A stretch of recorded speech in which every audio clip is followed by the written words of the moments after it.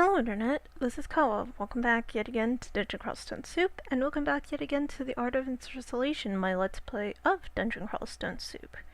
For those of you that don't know what this game is, it is a roguelike, massive in scope, very different from many of the other major roguelikes in approach, and probably my single favorite video game in the world right now. This is version 0.12.2, currently available at the official developer site, which I've linked to in the description. It is different from my past versions, which is why we are starting over, and but the general concept is the same. So if you are really unfamiliar with this game, I highly suggest that you watch episodes 0A and 0B of my past attempt at a Dungeon Crawl Stone Soup Let's Play. They cover this tutorial that you see here, and should give you some general idea of what to expect. At any rate, given all of that, let us get started. I should note mouse control is possible in this game. I may use it somewhat, but I'm still mostly a keyboard-based person. I am using tiles in this, mostly for the sake of easy recording on YouTube. I am also not playing on any servers, so you will not find this on crawl.acrosvac.org. But if requested, I will give my progress files and any other things that you want to see. So hopefully this will all work out regardless. Anyway, let's get started.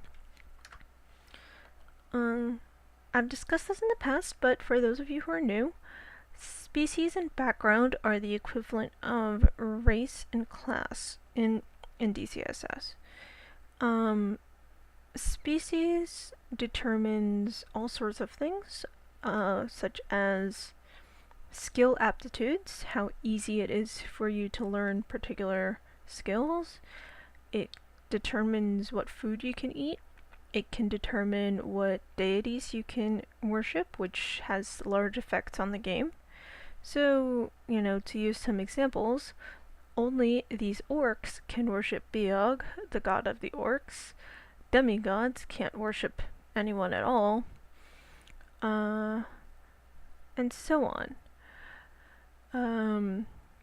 All of the species in Crawl are designed to be really different from each other, to fulfill different experiences and different levels within the game. Some are easier than others, some are harder than others, some are extremely strange, like the octopodes, who wear 8 rings and extremely little armor, but hats somehow. I don't know. Felids, who are the one species that can regenerate lives, so they are not quite permadeath. They have 9 lives, haha. But of course, are incapacitated in many other ways, and so on. I am going to be playing a Spriggan. Spriggans are tiny, they are fast, they are decently good spellcasters and extremely competent stabbers. They cannot wear most armor because of how small they are, and they cannot eat corpses that are dropped on the ground. They are completely herbivorous, which in practice means they will only be eating permanently available food that's generated at random in the dungeon.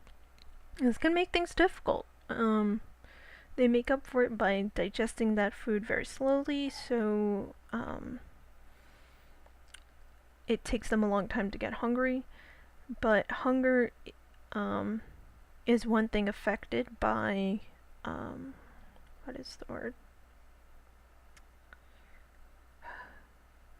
Spellcasting makes characters more hungry as a contrast, and we will be using spellcasting effectively, so there's some interesting balance that goes on with that. Anyway, we are playing Spriggans. I like Spriggans, I've been playing them a lot. in my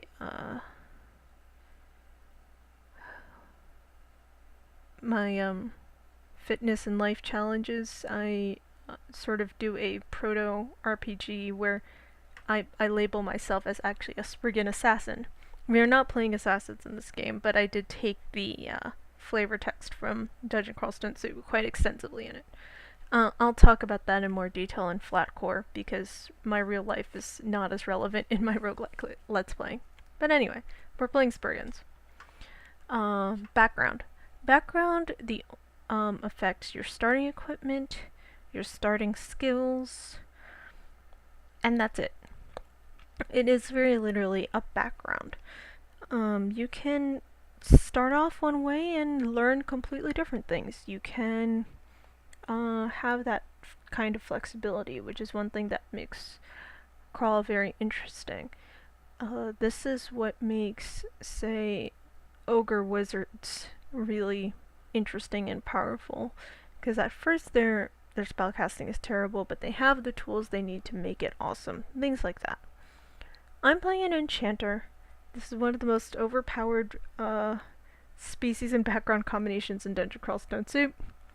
Enchanters start with hexes from the Book of Maledictions, which include the ability to confuse monsters, the ability to enslave monsters temporarily, the ability to go invisible, and most importantly, and the reason for the name of this Let's Play, the ability to make monsters fall asleep with a spell called Ensorcelled Hibernation.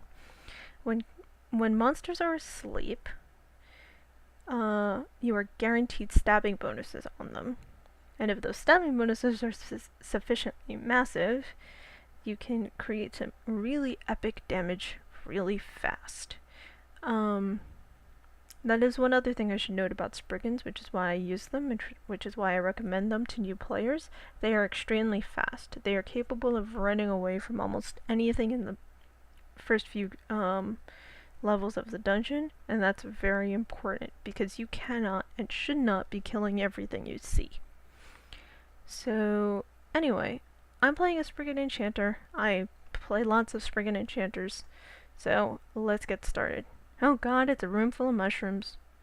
It's a room full of toadstools. I could break this toadstool and go out the next floor.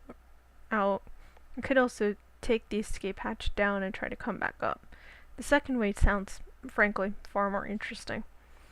But I will eventually need to get back out the dungeon. We have to go down and get the Orb of Zot and then come back up. So I might as well break one of these toadstools now while I'm thinking about it. Anyway, this is our initial setup. So this is the part of the dungeon we can currently see. This here is a mini-map shown here on the side. I've talked about this part of the display before. It's exactly the same as the ASCII version in Exploring the ASCII Dungeon. Down here is a whole bunch of new goodies because we are playing tiles. What monsters are currently visible, which is similar to something we had in the ASCII. What spells we have available to us. Right now only Corona, which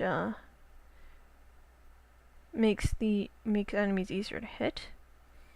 A whole bunch of possible commands, though I will be using the keyboard instead of the mouse. We have Auto Explore, which I know some people hate, but it is a feature of Crawl, and Crawl's levels are enormous enough to justify the usage of Auto Explore. Really, the secondary auto exploration functions are most interesting in Crawl to me. Things like being able to search the dungeon for all instances of something, or, you know, every altar that you've seen so far, every short blade that you've seen so far, that sort of thing. The ability to G travel to any floor you've previously seen, stuff like that. Hit the closest monster, heal and search, inventory, etc., etc. And this is, I think most of, if not all of the inventory space we have available. These are all the spells we are capable of memorizing. due to what books we have. We can't learn them all yet because we don't have the levels yet. Special abilities we have, which we don't have any at the moment. Current skills, I'm used to the main screen for this, but this shows you everything we currently know, and aptitudes, color-coded, very nice. System commands, like seeing what we've previously seen on the message buffer, what mutations we have, religion, etc., etc. Dungeon overmaps, save and exit, so on, and navigation. So those are all there if you really do not feel like touching the keyboard, but I am a keyboard-based player, so I will not be dealing with them very much. But we should be looking at those skills. We can use that screen. We can also press lowercase m. And this is the skill screen. There are two modes, auto and manual.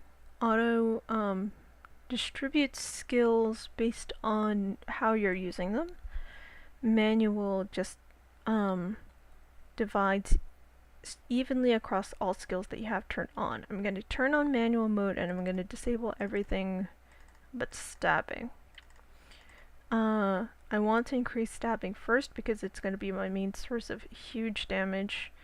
It's a way for me to kill monsters much bigger than myself, basically. The reason I want to be on manual mode is because certain other skills can turn on in strange ways in auto mode when I intend to only have one skill training at a time. It's a good idea to train only one or maybe a handful of skills at a time, mostly because you don't get bonuses for partial levels. You want to increase these to whole numbers as quickly as you can. And this is merely showing all the possibilities instead of only the ones that currently apply to you. We don't need that yet. And a help screen, which we're not going to be touching at the moment. Anyway, now that we've gotten all of that set up, let's actually destroy one of these toadstools. Maybe the other two, just make our lives easier, and go. More toadstools. So many toadstools. There's a whip here. We're not going to be using whips, and unlike most roguelikes, we cannot sell items in our inventory, only buy from stores. So there's no reason to pick up items that we can't use or don't need. This is one of the major specific design decisions in Crawl of if you trying to reduce, I guess you could say, general cruft. If you can't use something, don't use it. If make things simple for the player, they can always search and find it again later if they need it. Anyway, we've been killing these rats. You'll notice that last rat was asleep and then failed to defend itself, so we killed it right away. These stabbing bonuses are incredibly important, as I said, and they'll be the key to our success. Sometimes I fail at casting my spells. That occasionally adds this contamination with residual magic. If that builds enough, I can mutate in different interesting ways, but it doesn't, at least in the beginning, it doesn't happen very often. Okay, there's a goblin there, wielding a rune dagger, so that dagger could be better or worse than the normal kind. It's currently asleep. Let's see if we can't manage to, nope. We could not manage to get it, while asleep. Oh well. And I'm pretty hurt right now, so I kind of want to avoid it.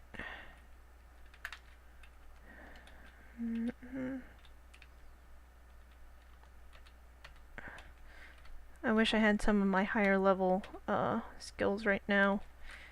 It'd help to confuse it and run away and things of that nature, but we don't. Oh, I'm really hurt. I almost died there due to my own stupidity. That's why you don't just go around killing things. It's a bad idea. One note I should make about this Let's Play is that I'm planning to have every episode be approximately 1,000 turns. So some episodes are going to be longer than others. But generally, we should see most of a main level a game, unless we go to some special branch or stair hop a lot or anything like that. Anyway, we got some more killing done. That oozes back. I keep trying to cast Ensorcelled Hibernation, which we're about to learn. And that's why you keep seeing the sorry you can't cast that yet on the message buffer. Anyway, we have reached level 2, so we can actually memorize capital M Ensorcelled Hibernation. So this spell is great. This spell is my favorite. It's insanely high powered, especially in the early game. Once we're capable of casting it. Oh, I casted the wrong thing. So, let's see if I can pull this off. There we go. So the kobold looks drowsy. And the kobold is now asleep. Which means, as I said before, I automatically get that stabbing bonus, which is great news. It'll do a lot for us. Here are some unidentified scrolls. I'll probably wait until next episode, when hopefully I will have a more significant cache of scrolls and potions to attempt to identify. One interesting thing about Crawl is that none of the items which don't auto-ID, so scrolls, potions, wands, none of them do truly terrible things. And the ones that, so blind identification is not as horrible as it can be in other games. Let's see what that sword is. Ooh, yes, Sword of Venom. So this thing is basically like a sword dipped in permanent poison. For those of you who played NetHack a lot, I don't think they call it permanent, but you know, it's dipped in poison, it'll never run out. And so if I don't kill a monster right away by stabbing it, I have a good chance of poisoning it and then letting it just wither away on its own, I guess. But honestly, considering how good I am at stabbing things, that hopefully shouldn't happen that often, but it's a nice thing to have, especially in the early game.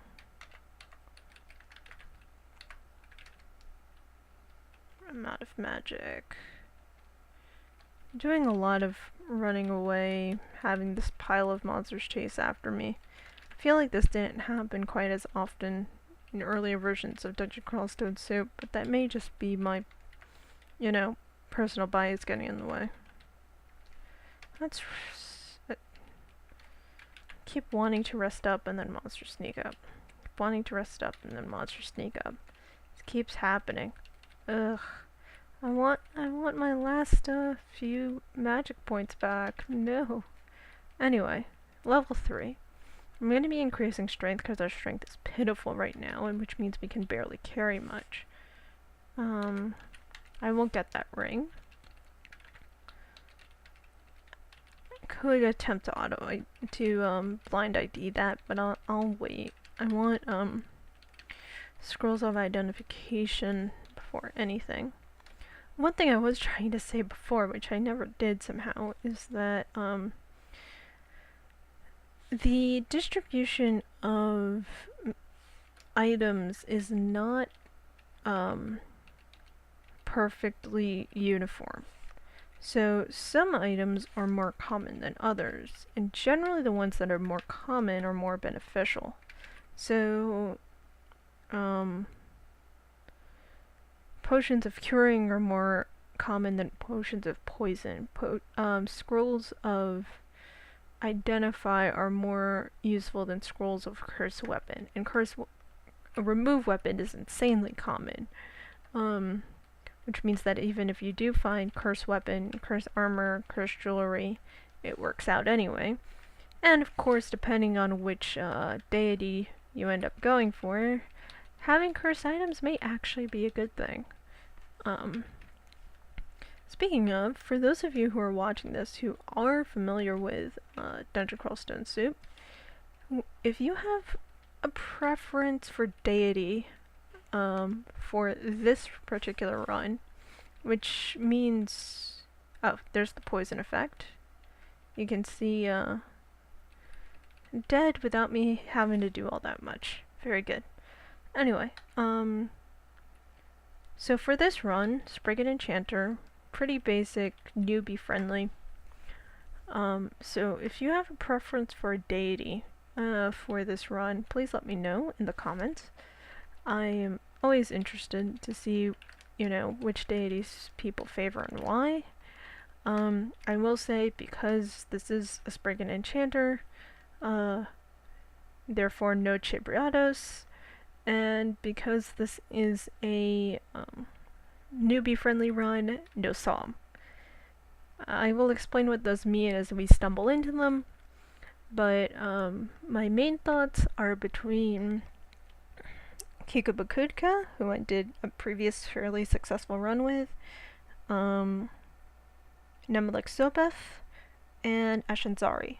So, if you have a with some potential also for Makleb. So if any of those four, which one you prefer, or which one you think I should be doing, let me know. Anyway, I'm hungry now, but I can't really do much about that yet. I do have this potion. Well, I have the lemon. Let me eat the lemon. I am saving that potion of porridge for the future, just because it's an extremely light form of extremely high satiation. So I want to hold on to it until I really need it. Anyway, we've been killing a lot, and I am well over 1,000 turns. So I guess I'll actually call it here, at least for now. When we finish, I guess we can attempt to see the last bits of that level 1, see if we find anything particularly good, like more scrolls. I'd like to have like 3 of a single scroll to try it, just because then the chances are good that it's a decent scroll. Though not great, though not perfect, obviously. And we'll probably head down to dungeon level 2 and see what we find over there. So we're already off to a great start. That short sword of venom was a fantastic level 1 find. We've already memorized Ensorcelled Hibernation, so we're on the right track towards a fairly decent run. So thanks so much for watching, everyone. I will see you next time.